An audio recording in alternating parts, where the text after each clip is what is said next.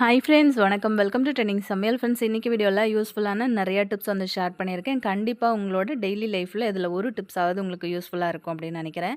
Video வந்து first time பார்க்குறீங்க அப்படின்னா சேனலை மறக்காமல் சப்ஸ்கிரைப் பண்ணிக்கோங்க. இப்போ வாங்க நம்ம வீடியோக்குள்ளே போகலாம்.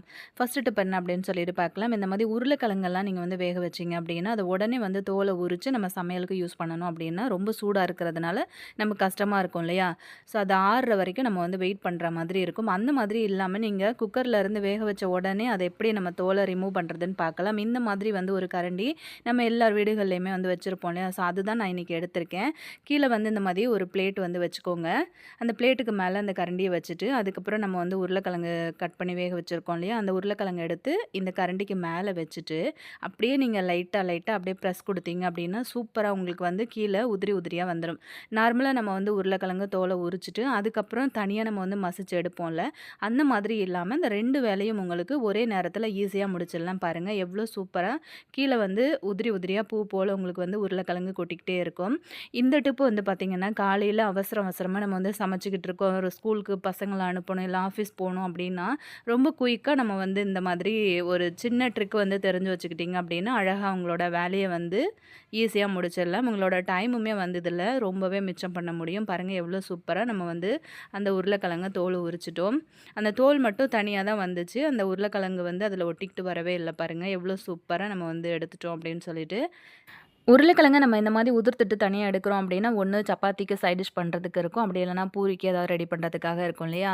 அந்த மாதிரி நம்ம வந்து பண்ணும்போதே உருளைக்கிழங்க இப்படி நம்ம வந்து தனியாக வேக வச்சு உதிர்க்கும் போதே நீங்கள் வந்து சைடில் இந்த வெங்காயம் தக்காளி மசாலாலாம் ரெடி பண்ணிக்கிட்டீங்க அப்படின்னா, இந்த உருளைக்கிழங்கோட ஸ்கின்னை ரிமூவ் பண்ண கையோடையே நம்ம உடனே அதில் வந்து சேர்த்து அந்த மசாலா வந்து சூப்பராக ரெடி பண்ணிடலாம்.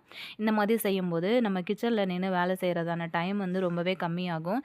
காலையில் டைமில் வந்து டென்ஷன் இல்லாமல் வேலையை முடிச்சுட்டு கிச்சன்லேருந்து வெளியில் வந்துடலாம். இந்த ஐடியா பிடிச்சிருந்ததுன்னா இந்த வீடியோக்கு ஒரு லைக் கொடுத்துருங்க. நெக்ஸ்ட் டிப் என்ன அப்படின்னு சொல்லிட்டு பார்க்கலாங்க. இதுவும் பார்த்தீங்கன்னா ஒரு டைம் சேவிங் டிப்ஸ் அப்படின்னே சொல்லலாங்க. நம்ம வந்து காலையில் வேர்க்கடலை சட்னி அரைக்கிறோம் அப்படின்னா அதை வந்து வறுத்துட்டு ஆற வச்சு அது ஆறுற வரைக்கும் நம்ம வெயிட் பண்ணி அதுக்கப்புறம் அதோட ஸ்கின்னெல்லாம் ரிமூவ் பண்ணிவிட்டு நம்ம வந்து சட்னி அரைக்கிறதுக்கு ஸ்டார்ட் பண்ணுவோம். ஒரு 5 நிமிஷம் டைம் வந்து நீங்கள் இதுக்கு தனியாக ஒதுக்குனீங்க அப்படின்னா ரொம்ப ஈஸியாக முன்னாடியே ஒரு சின்னதாக ப்ரிப்பரேஷன் மாதிரி நீங்கள் ரெடி பண்ணி வச்சுக்கிட்டீங்க அப்படின்னா நீங்கள் அந்த வாரம் முழுக்கவுமே அந்த வேர்க்கடலை வந்து சட்னிக்காக நினச்ச உடனே எடுத்து யூஸ் பண்ணிக்கலாம்.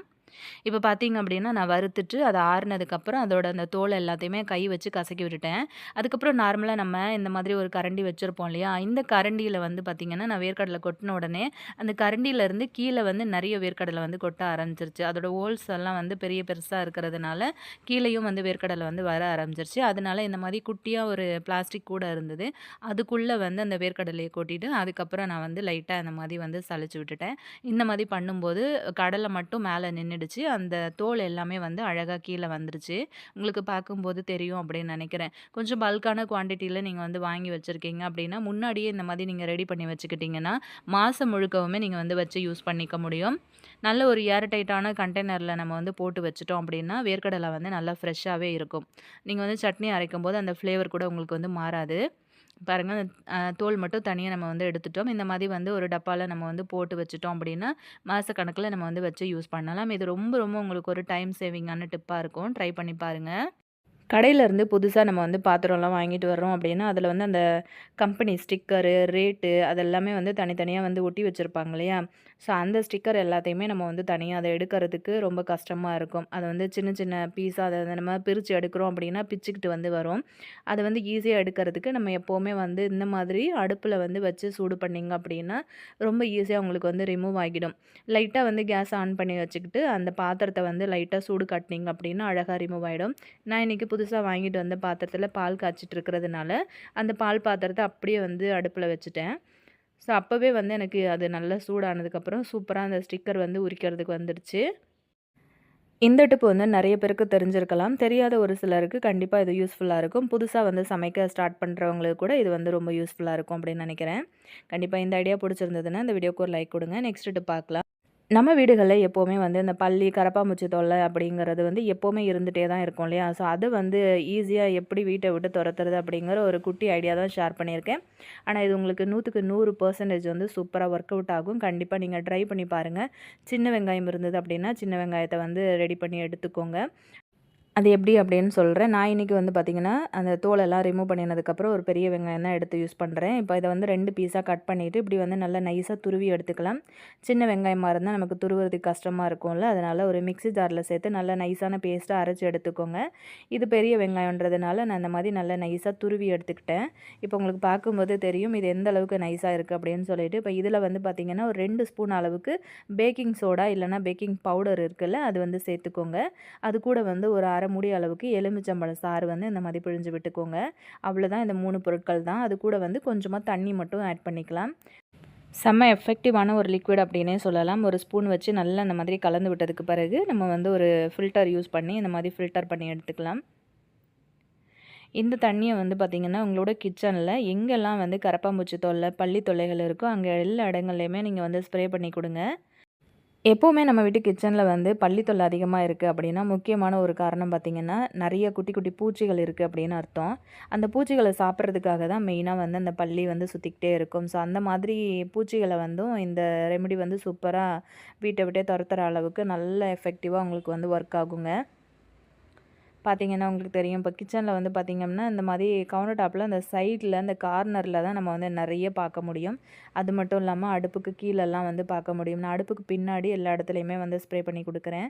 அதுக்கப்புறம் நம்ம வந்து இந்த மாதிரி ஸ்டாண்டெல்லாம் வந்து வச்சுருந்தோம் அப்படின்னாலுமே அதை வந்து எல்லாம் தனியாக எடுத்துகிட்டு இந்த கார்னர் பகுதியில் எல்லா இடத்துலையுமே வந்து ஸ்ப்ரே பண்ணி கொடுத்துருங்க. லைட்டாக அந்த மேல் பக்கம் செவுத்துல எல்லாத்துலேயுமே நான் வந்து ஸ்ப்ரே பண்ணி விடுறேங்க. அந்த ஸ்மெல்லுக்கு வந்து பார்த்திங்க அப்படின்னா கரப்பான்பூச்சி வந்து சுத்தமாக வராது. அது மட்டும் இல்லாமல் பல்லியும் வந்து அந்த ஸ்மெல் இருக்கிறதுனால அது கீழே வந்து இறங்கி வரவே வராது. ஸோ எப்போவுமே நம்ம வந்து சில நேரங்களில் கிச்சனை வந்து சுத்தம் பண்ணாமல் விட்டுட்டோம், சாப்பாட்டு பொருட்களெல்லாம் நம்ம வந்து அப்படியே மறந்து வச்சுட்டோம் அப்படின்னாலுமே அந்த பல்லி, இந்த கரப்பான்பூச்சி எல்லாமே வந்து அப்படியே மேய ஆரம்பிச்சிரும்.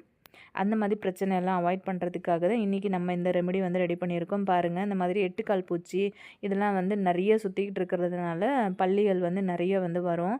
ஸோ எல்லா இடங்கள்லையுமே இந்த மாதிரி நம்ம வந்து ஸ்ப்ரே பண்ணி கொடுத்துடலாம். அந்த செல்ஃப்லையும் வந்து முக்கியமாக ஸ்ப்ரே பண்ணி கொடுங்க. ஆல்ரெடி நம்ம வந்து ஒரு வீடியோவில் வந்து ஷேர் பண்ணியிருந்தோம். இந்த ஷெல்ஃப் வந்து க்ளீன் பண்ணும்போது அதில் கரப்பான்பூச்சி இருந்ததை நான் வந்து காமிச்சிருந்தேன் லைவாகவே. அது மட்டும் இல்லாமல் இந்த மாதிரி ஷெல்ஃப்லலாம் முக்கியமாக வர்றதுக்கு காரணம் பார்த்திங்கன்னா, நிறைய பேர் வந்து கீழே நியூஸ் பேப்பர் வந்து போட்டு வச்சுருப்பாங்க. அந்த மாதிரி நியூஸ் பேப்பர் வந்து போட்டு வச்சுருந்தீங்கன்னா, அந்த பேப்பருக்கு கீழேயும் கண்டிப்பாக வந்து கரப்பான்பூச்சி இருக்கும். அது நிறைய பேர் வந்து ரியலைஸ் பண்ணியிருப்பீங்கன்னு நினைக்கிறேன். பேப்பர் மட்டும் கிடையாது, நீங்கள் வந்து ஷெல்ஃப் லைனர் போடுறீங்க அப்படின்னாலுமே உங்களுக்கு அந்த மாதிரி பிரச்சனை இருக்கும் கண்டிப்பாகவே. ஸோ அது மட்டும் இல்லாமல் இந்த மாதிரி சிங்க் ஏரியாலையும் நல்லா இந்த மாதிரி தண்ணியை ஸ்ப்ரே பண்ணி கொடுத்துடலாம். இந்த மாதிரி ஒரு கொட்டாங்குச்சி எடுத்திருக்கேன். அந்த கொட்டாங்குச்சிக்குள்ளே வந்து ஸ்ப்ரே பண்ணிவிட்டு இந்த மாதிரி அந்த சிங்க் ஓட்டை இருக்கு இல்லையா, அதை வந்து அடைச்சி வச்சிடலாம். இப்படி பண்ணும்போது பார்த்திங்கன்னா அந்த ஸ்மெல்லுக்கு அந்த சிங்கோட ஹோல் வழியாக மேலே வர்ற கரப்பான்பூச்சி வந்து உங்களுக்கு சிங்க் வழியாக ஏறி மேலே வரவே வராது. அந்த ஸ்மெல்லுக்கு அது வந்த வழியாகவே போயிடும். அது மட்டும் இல்லாமல் இந்த சிங்க்குக்கு கீழே பைப்பு வந்து பார்த்திங்கன்னா இந்த ஓப்பன் டைப்பில் இருக்கிறதுனால கண்டிப்பாக இதில் வந்து கரப்பான்பூச்சி வரதுக்கான வாய்ப்புகள் 100% வந்து அதிகமாக இருக்கும். ஸோ அதனால அந்த இடத்துலையுமே நல்லா நிறைய தண்ணி வந்து நான் ஸ்ப்ரே பண்ணி விட்டுருக்கேன். முடிஞ்ச வரைக்கும் அந்த மாதிரி ஓப்பன் டைப்பாக இல்லாமல் அதை க்ளோஸ் பண்ணுற மாதிரி பண்ணி வச்சுக்கோங்க. அப்படி பண்ணுனீங்க அப்படின்னாலும் கரப்பான்பூச்சி தொல்லையை நம்ம வந்து அவாய்ட் பண்ணிக்க முடியும். அது மட்டும் இல்லாமல் நம்ம முன்னாடியே கொஞ்சம் தண்ணி வந்து நான் எடுத்து வச்சுருந்தேன். அந்த தண்ணியில் கொஞ்சமாக காட்டன் வந்து இந்த மாதிரி டிப் பண்ணிட்டு இந்த மாதிரி எல்லா இடங்கள்லையுமே வந்து வச்சு விட்டுடலாம். முக்கியமாக கரப்பான்பூச்சி எந்த இடங்கள்ல வரும் அப்படிங்கிறது நமக்கு தெரியும் இல்லையா? இந்த மாதிரி இடங்கள்ல நம்ம அந்த காட்டனை வந்து வச்சு விட்டுட்டோம் அப்படின்னா நமக்கு இன்னுமே வசதியாக இருக்கும். அந்த தண்ணி வந்து வெளியே போகிற இடம் இந்த மாதிரி இடங்கள்லாம் வந்து வச்சு விடுங்க. இப்படி செஞ்சோம் அப்படின்னாலுமே நமக்கு சீக்கிரமாக அந்த கரப்பான்பூச்சி தொல்லை வந்து குறைய ஆரம்பிச்சிருங்க. இப்போ நம்ம நெக்ஸ்ட் டிப் என்னன்னு பார்க்கலாம். இந்த மாதிரி முருங்கைக்கீரைலாம் நமக்கு வந்து உடனே நம்ம வந்து க்ளீன் பண்ண முடியாது இல்லையா? நம்ம ரொம்ப டைம் எடுத்து பொறுமையாக க்ளீன் பண்ணுற மாதிரி இருக்கும். அந்த மாதிரி வந்து க்ளீன் பண்ணுறதுக்கு கஷ்டமாக இருந்தது அப்படின்னா இப்போ நான் சொல்கிற மாதிரி பண்ணிக்கோங்க. இப்போ நீங்கள் வந்து கீரை உடனே க்ளீன் பண்ணலை, அதாவது உடனே நீங்கள் சமையலுக்கு யூஸ் பண்ணலை, கொஞ்சம் லேட்டாக தான் நீங்கள் வந்து சமைக்க போகிறீங்க, இல்லை இன்றைக்கி வாங்கி வச்சுட்டு மறுநாள் தான் செய்ய போகிறீங்க அப்படின்னா இப்போ நான் சொல்கிற ஐடியா படி செய்யுங்க. இப்போ உடனே வந்து நீங்கள் வந்து சமையலுக்கு யூஸ் பண்ணணும் அப்படின்னா இப்போ நான் வந்து க்ளீன் பண்ணேன் இல்லையா, இந்த மாதிரி கீரையை ஃபஸ்ட்டு வந்து உருவிட்டு அதை வந்து திருப்பி பிடிச்சிட்டு பின்பக்கமாக உருவுனீங்க அப்படின்னா வீடியோ ஒரு தடவை முன்னாடி இருந்து பார்த்தீங்கன்னா உங்களுக்கு நல்லாவே புரியும் அப்படின்னு நினைக்கிறேன். அந்த மாதிரி உருவும் போது ரொம்ப ஈஸியாக உங்களுக்கு வந்து உருவ வந்துடும். இல்லை நீங்கள் வந்து லேட்டாக சமைக்க போகிறீங்க அப்படின்னா இந்த மாதிரி வந்து நீங்கள் ஒரு கவரில் போட்டு அதை வந்து சுற்றி வச்சுருங்க. இப்ப முதல் நாளே இப்ப இன்னைக்கே நீங்க இத வந்து பண்றீங்க அப்டின்னா, ஒரு 3 மணி நேரம், 4 மணி நேரம் அப்படியே வந்து விட்டுருங்க. அதுக்கப்புறம் ஓப்பன் பண்ணி பார்த்தீங்க அப்டின்னாலும், கீரை வந்து காம்புகள்லேருந்து தனித்தனியா பிரிஞ்சு உங்களுக்கு சூப்பரா ரெடி ஆயிட்டு இருக்கும். அதுக்கப்புறம் நம்ம வந்து இந்த மாதிரி கை வச்சு ஒரு 4, 5 தடவ நல்லா தட்டி விட்டீங்க அப்டின்னாலே, அந்த காம்புகள்ல ஒட்டிட்டு இருக்க ஒரு சில கீரைகள் கூட ஃபுல்லாவே வந்து உங்களுக்கு உதிர்ந்து வந்துரும். அதுக்கப்புறம் அந்த மாரி ஒரு மொறத்துல கொட்டிட்டு, நம்ம வந்து அத தனியா புடைச்சு எடுத்துக்கிட்டோம் அப்டின்னாலும், இந்த முருங்கைக்கீரை தனியா, காம்பு தனியா அழகா உங்களுக்கு வந்து பிரிஞ்சு வந்துரும். அப்படி இல்ல இது புடைச்சு எடுக்கிறதுக்கு கஷ்டமா இருந்ததுன்னா, தண்ணீல போட்டு அலசுனீங்கன்னா, அந்த காம்பு, இந்த பெரிய பெரிய தண்டுகள் எல்லாமே உங்களுக்கு தனியா எடுத்துரலாங்க. இந்த மாதிரி செய்யும்போது கீரை வந்து உங்களுக்கு ரொம்ப ஈஸியா உருவி கிடைக்கும். கண்டிப்பா இந்த ஐடியா உங்களுக்கு ரொம்பவே யூஸ்ஃபுல்லா இருந்திருக்கும் அப்படின்னு நினைக்கிறேன். இன்னைக்கான வீடியோ உங்களுக்கு பிடிச்சிருந்தது அப்படின்னா, மறக்காம உங்க ஃப்ரெண்ட்ஸ் அண்ட் ஃபேமிலி மெம்பர்ஸோடையும் வந்து ஷேர் பண்ணிக்கோங்க.